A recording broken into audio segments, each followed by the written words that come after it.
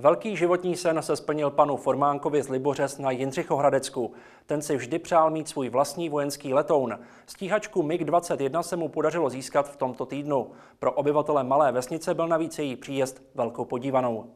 Splněný životní sen, tak se dá hovořit o příběhu Davida Formánka z Libořez na Jindřichohradecku. Mít vlastní vojenský letoun si přál od dětství. Po dlouhém vyjednávání a velkém štěstí se mu to konečně podařilo.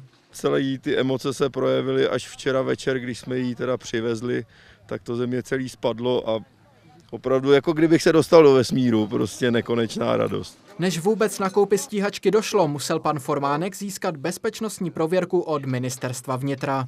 Po těch vyjednáváních došlo k tomu, že jsme to sehnali v Přelouči u firmy, která se zabývá teda obchodem s vojenským materiálem. Stíhaček MiG-21 MF je v České republice jen 5 kusů. Jedna z nich je od pátku právě v Libořezích. Dostat letoun na zahradu ale nebylo vůbec jednoduché. Za pomoci těžké techniky se to ale povedlo. Nejtěžší je asi ten trup na tom, ale všechno dopadlo v pohodě.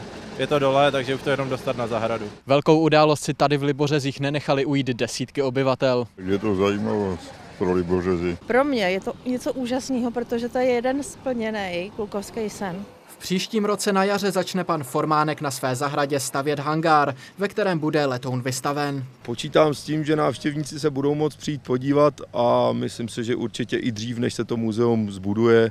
Zkrátka, kdokoliv bude mít zájem se na tu mašinu přijít podívat, tak ho s radostí uvítám. Majitel bývalého vojenského letounu má se stíhačkou do budoucna velké plány. Já bych si strašně rád přál a strašně rád bych si splnil sen, že bych ji dostal do vzduchu. K tomu ale musí nejprve sehnat sponzory, kteří poslední let legendární stíhačky zaplatí.